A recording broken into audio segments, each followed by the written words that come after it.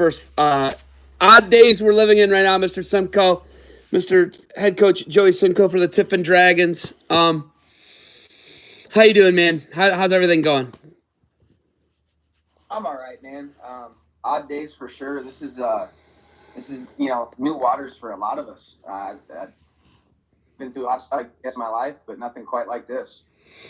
So, you guys, I've been talking to a lot of D1 guys. I talked to Haywald. He's a D3 guy. Their tournament was in Iowa. Your tournament was in South Dakota, Sioux Falls. And then the D1s would have been right now in Minnesota. So everything was over there in that north central part of the country, whether it was South Dakota, Minnesota, or Iowa. You guys were on the mat, and what was going on when you got the call?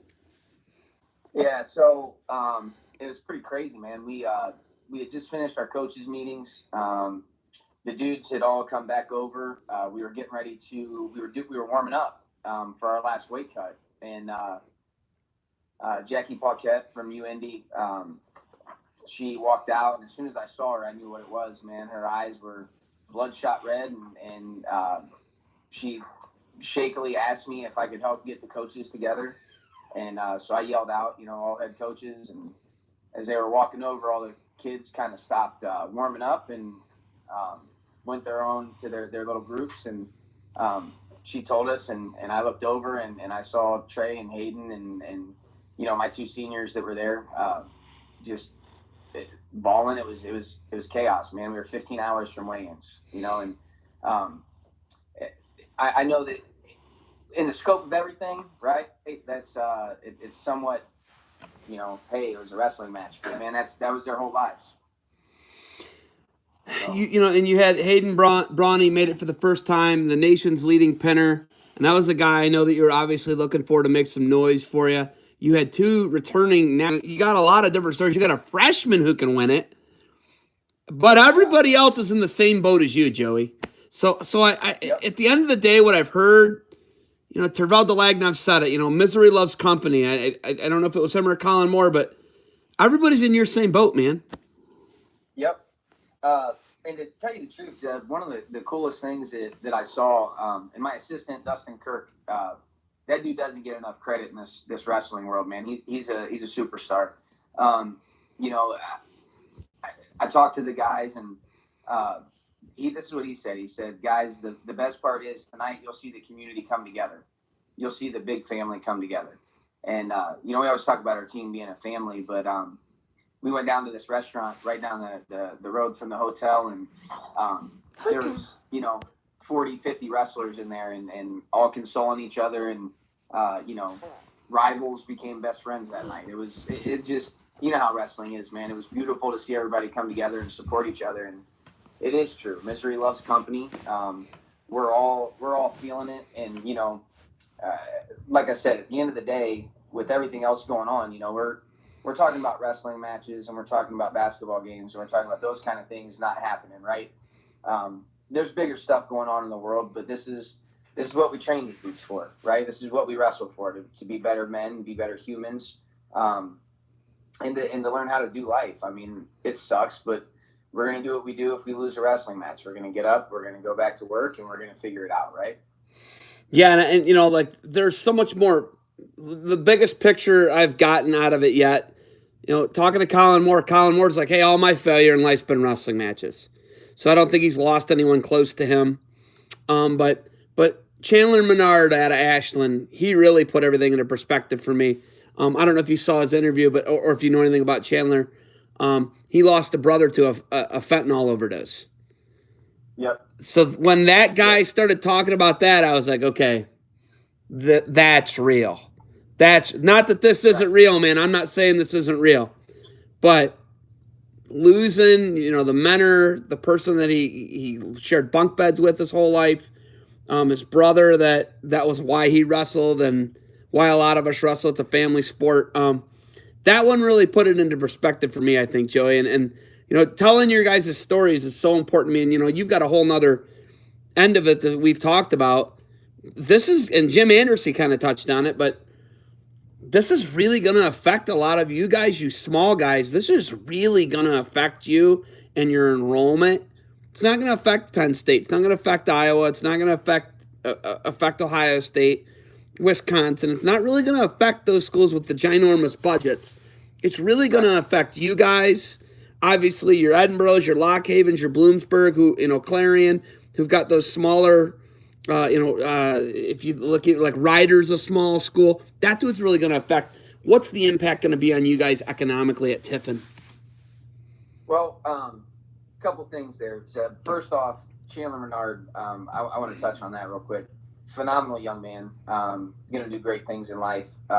Another thing that I love about this sport, and it's kind of cool, like Tiffin, the people at Tiffin, when I got there, didn't understand this, and I'd talk about kids from other schools, and they'd be like, man, how do you know that kid? Oh, it's hours spent in the barn up at BTW or whatever. I mean, this sport's different, right? So, yes, that to put it in perspective, you're 100% right. This is wrestling, and there's much bigger things, which is kind of leading into your second question there.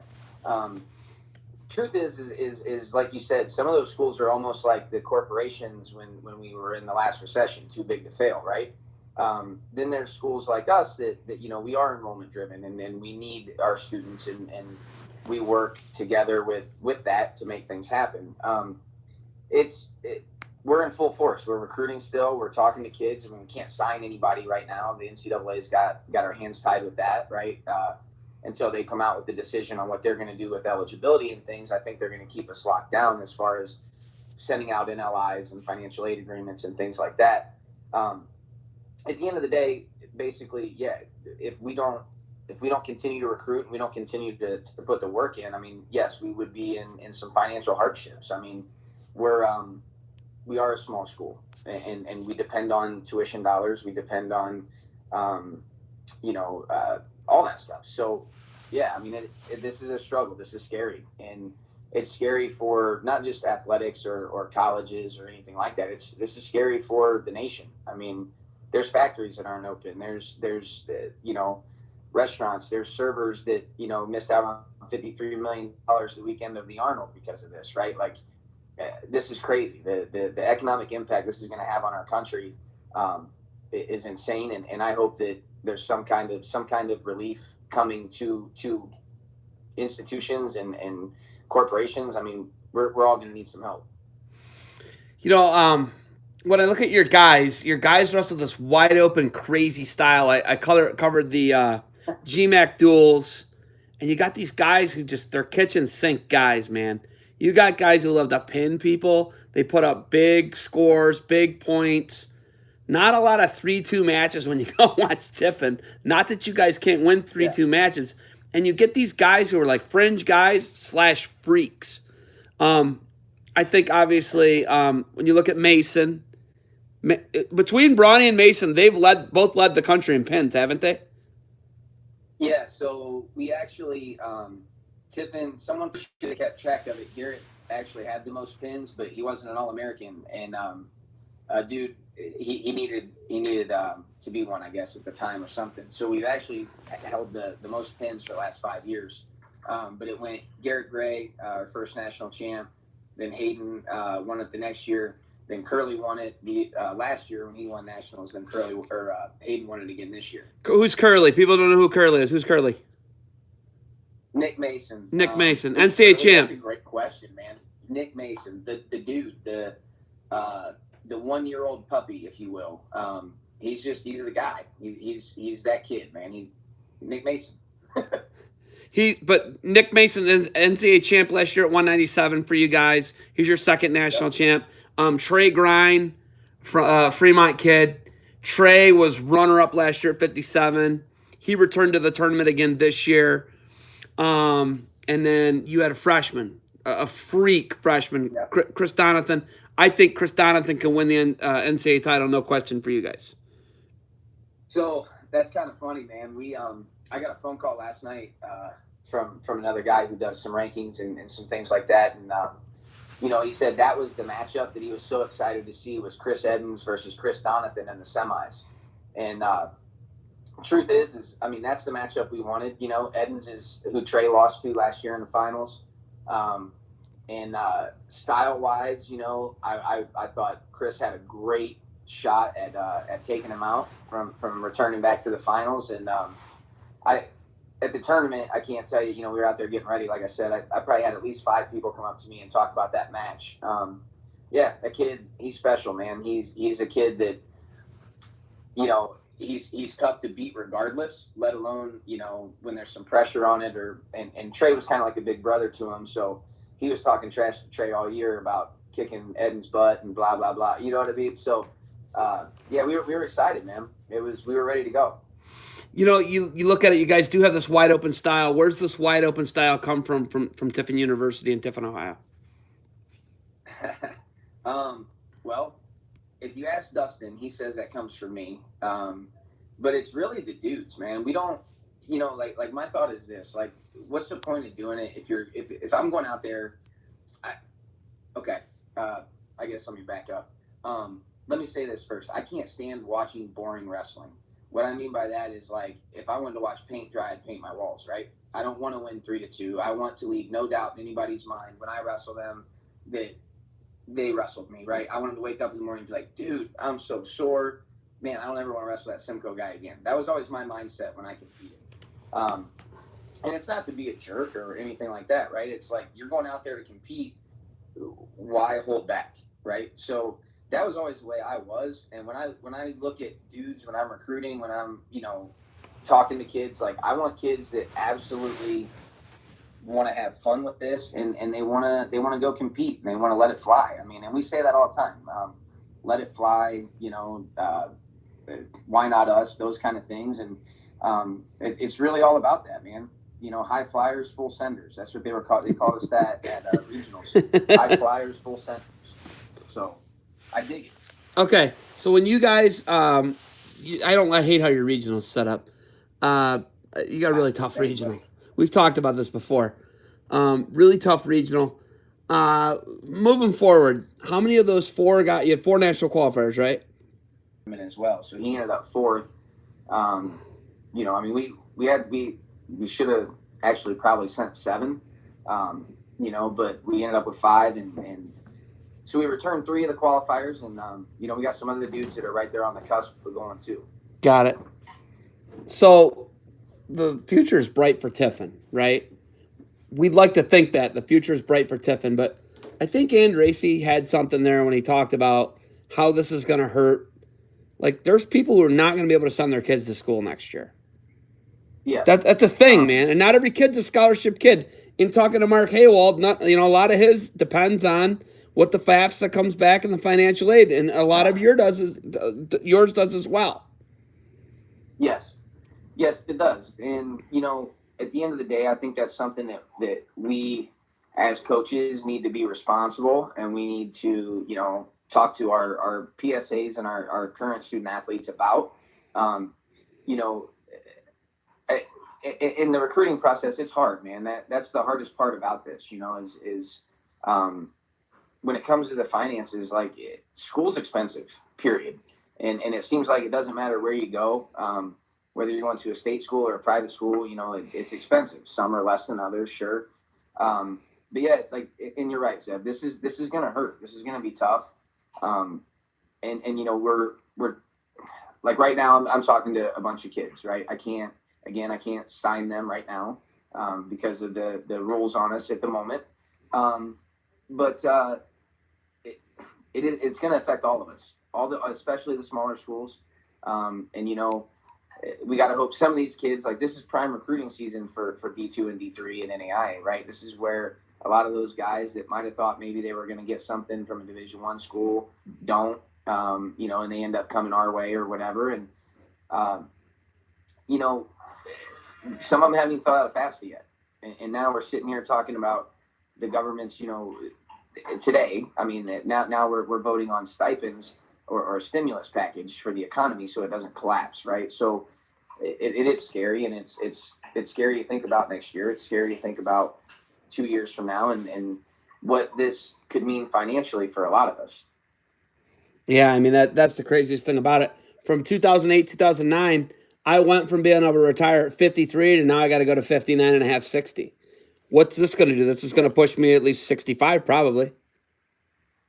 Well, if it makes you feel better, I'm probably going to retire when I don't wake up one day in the wrestling room. You know what I'm saying? Like I'm probably going to be there. So Dirt nap. That's cool. Dirt nap is when you get to retire, huh? Dirt nap. Yeah. What do you think about the 6th year? They're talking 6th year, and I know you want Hayden Brawny back. You know, I know you want Trey Grind back for a 6th year. I know you want those guys back. I know those guys they're good guys. They're both going to be like law enforcement or work with DEA or whatever they're going to do, or Homeland Security or whatever they're going to do. Right? They're good guys. Whether they're going to be firemen, they're going to serve the public. They're going to be good. They're good guys. You know. Yep. What do you think of a 6th year? So this is my thing. Again, I think this is much bigger than wrestling, right? Like everything that's going on, this is much bigger than just wrestling or sports. And I just want them to be able to have the option, right?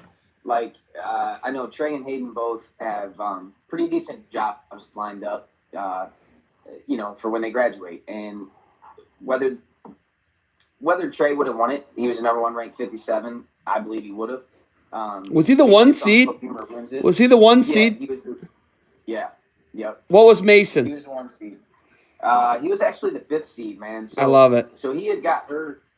He didn't wrestle since national duels. He wrestled the first match of national duels, and then hasn't wrestled and ended up winning his region. I mean, like I said, it's Curly, man. He's a dude.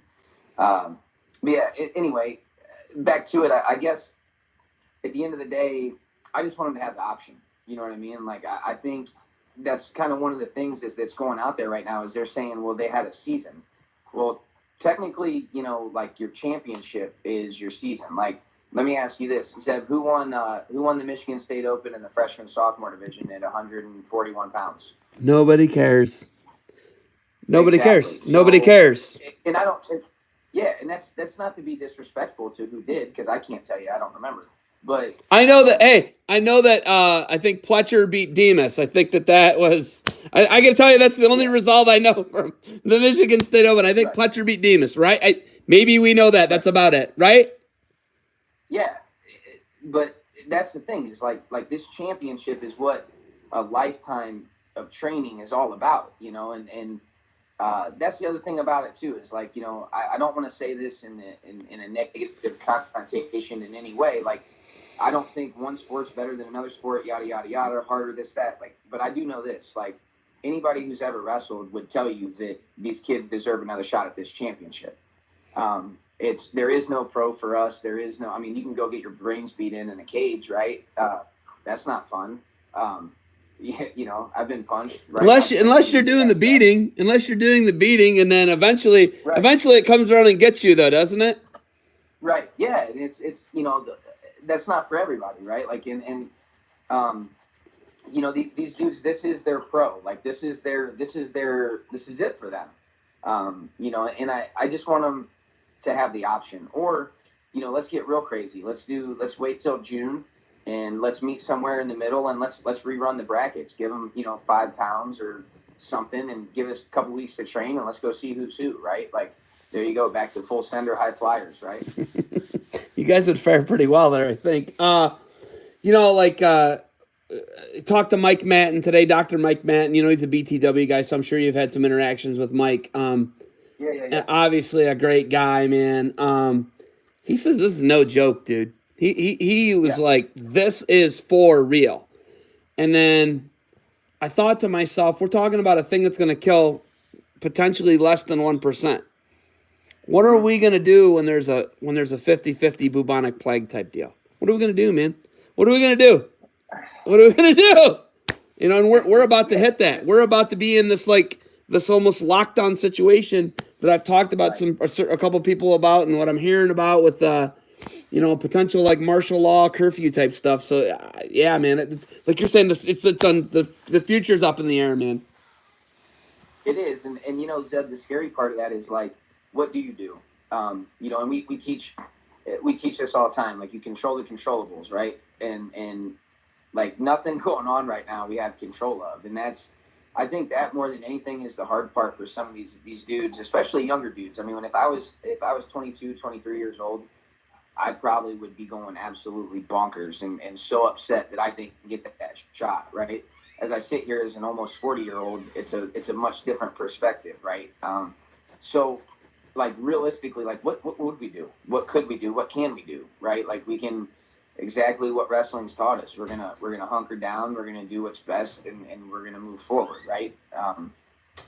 It, it's scary, man. I don't know what else to say. This is scary times. And Doc Matten, actually, my wife worked at this at the same hospital a couple days a week, and she's on the front line of this thing too, man. And it's scary. She's been phone calls late at night, early in the morning, meetings, this, that, the other, and it's a very scary time for those people out there on the front line, like our nurses, our secretaries and hucks that are in the hospitals, to the doctors and everybody doing this work. I mean, it's scary, and our thoughts and prayers and all that stuff is with them, right?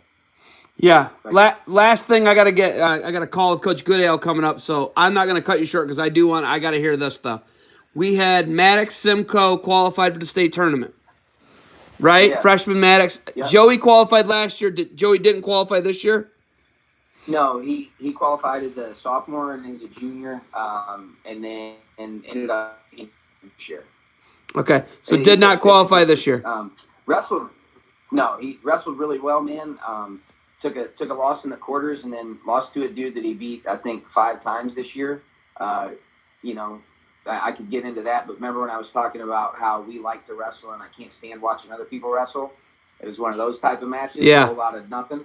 Yeah. So that was like, it was very frustrating. But it is what it is. He wrestled great. He's gonna have a career. I'm not gonna say where, but he's got some awesome things happening for him. And then my little dude, my youngest, he qualified as a freshman. So it was a pretty good year, man, all in all. Okay. Biggest thing for a lot of you in the Ohio coaches, all divisions, you really gauge kids on the Ohio State tournament.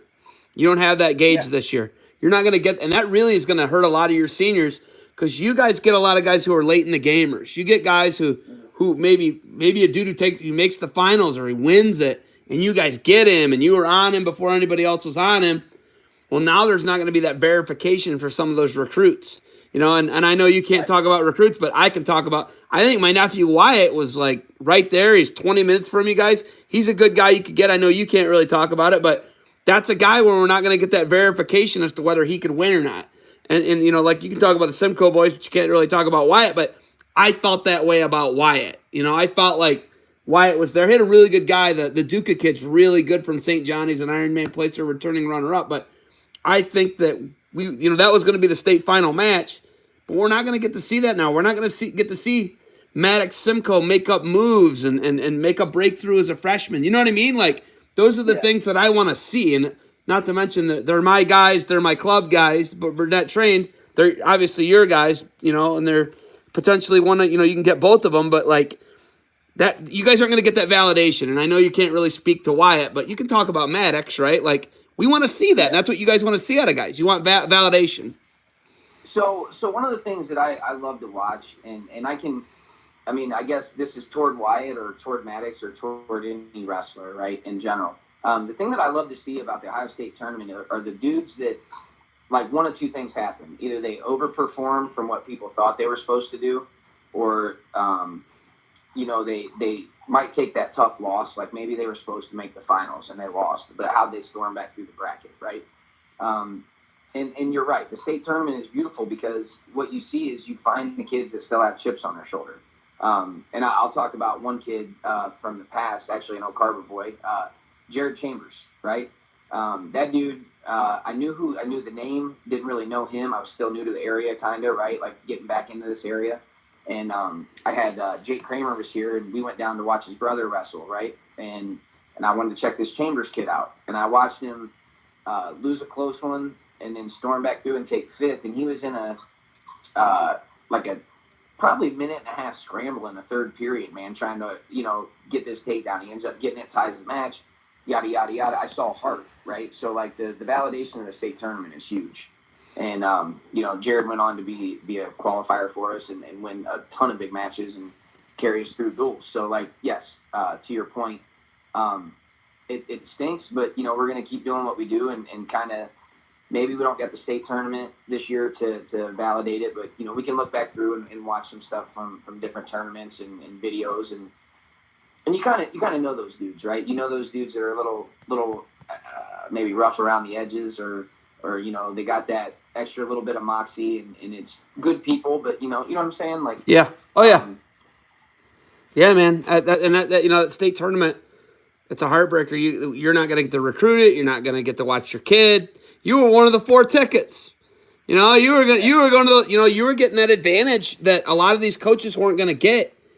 Dude, like unless it's like the Ohio State staff, they were gonna get in. It's on their campus, right? I mean, you got to know they're letting them in. And then I heard some other stories about somebody for some recruit was going to give his college coach who he signed with one of his 4 tickets, and I was like, dude, there's I knew of 4 college coaches that were going to be there. You were going to be one of them. Yeah, so I was actually, my plan was this. So with them moving the tournament to Friday, Saturday, Sunday, the plan was I was actually gonna I was planning on renting a car, and as soon as the finals were over in Sioux Falls, I was driving back to Columbus so I could watch on Sunday. Mm-hmm. Maddox would have been wrestling on Sunday. I'm just going to put it out. I believe Maddox Simcoe would have. I don't know if it would have been Sunday night, but he was going to be 1 through 8. I do too. And there's one thing. I know he's my son, and I'm a little bit biased, right? But I'll say this, and you've got to see him wrestle different times in his life, and the dude finds a way to do some stuff, man. I mean, he bends funny. He can be strong. He can be flexible. He's a competitor, and probably the thing that I think is most cool to watch about him is, yeah, he loves to win, but dude, he hates losing way more. You know what I mean? And when he loses, he takes it personal. He goes he does the work. He watches the film. I don't even have to tell him what he's doing. He'll come back to me and be like, Dad, I blah, blah, blah, blah, blah. And I'm like, yeah, pretty much, man. I mean, and then we'll go work out. So it's a great thing for him. But I definitely thought he was going to place and I had every intention of making the 12.5-hour drive, with no sleep and look like, remember Ren and Stimpy, the cartoon, when they'd be all bloodshot like that. So, the flies flying around. Yeah. Yeah, that was my plan, man. So, it does stink, but again, I gotta say it, man. This is much bigger than wrestling, and I just hope that, I hope that, and we are. You're starting to see people come together more, and maybe this is the thing that finally unites us, and cuts all the crap between everybody, and we can just be humans, good humans. You know what I mean? Yeah, man. Well, listen, I got Coach Goodale to get to here at the 5 o'clock hour. You got anything else for me? No, just, hey, you know what? In the next couple weeks and months and all that kind of stuff, if you can keep doing this kind of thing, man, I appreciate it. I've been at the office today. We're on skeleton crew, but we'll do I'll give you a call sometime. We'll do a walkthrough of the building again, man, and just kind of show you some of the improvements we've done. And I'd rather show you in person, but if I can show you on video, that works too. Awesome, Joey. Stick around here after I end this, and thank you for the time, man. Stick around here, all right? All right, buddy. Thanks a lot, Zeb. Thank you. Here, I'm gonna